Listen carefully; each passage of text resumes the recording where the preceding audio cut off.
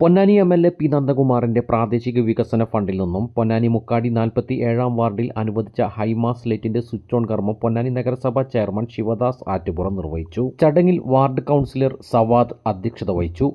നിങ്ങളുടെ ഫിൽറ്റർ ഏതുമാകട്ടെ മികച്ച ടെക്നീഷ്യന്മാരുടെ ഉത്തരവാദിത്തത്തോടെ ജിഗാർഡ് സർവീസ് ചെയ്തു കൊടുക്കുന്നു. അലങ്കാന സമീപം സിവി റോഡ്, പൊന്നാനി.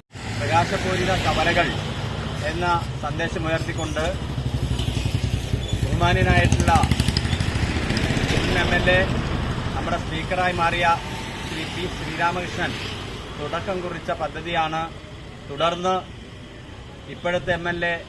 നന്ദേട്ടന്റെ പ്രാദേശിക ആസ്തി വികസന ഫണ്ടിൽ നിന്നും തദ്ദേശ സ്വയംഭരണ സ്ഥാപനങ്ങൾക്ക് ഇതുപോലുള്ള കവലകളിൽ പ്രത്യേകിച്ച് പ്രകാശപൂരിതമാക്കുന്നതിനുള്ള ഒരു പ്രവർത്തനത്തിന്റെ ഭാഗമായി ഹൈമാസ്റ്റ് ലോമാസ്റ്റ് ലൈറ്റുകൾ സ്ഥാപിച്ചു വരുന്നത്. ഇതിനകം തന്നെ ഏതാണ്ട് 50ഓളം ഹൈമാസ്റ്റ് ലൈറ്റുകളാണ് പൊന്നാനി മണ്ഡലത്തിൽ സ്ഥാപിക്കപ്പെട്ടിട്ടുള്ളത്.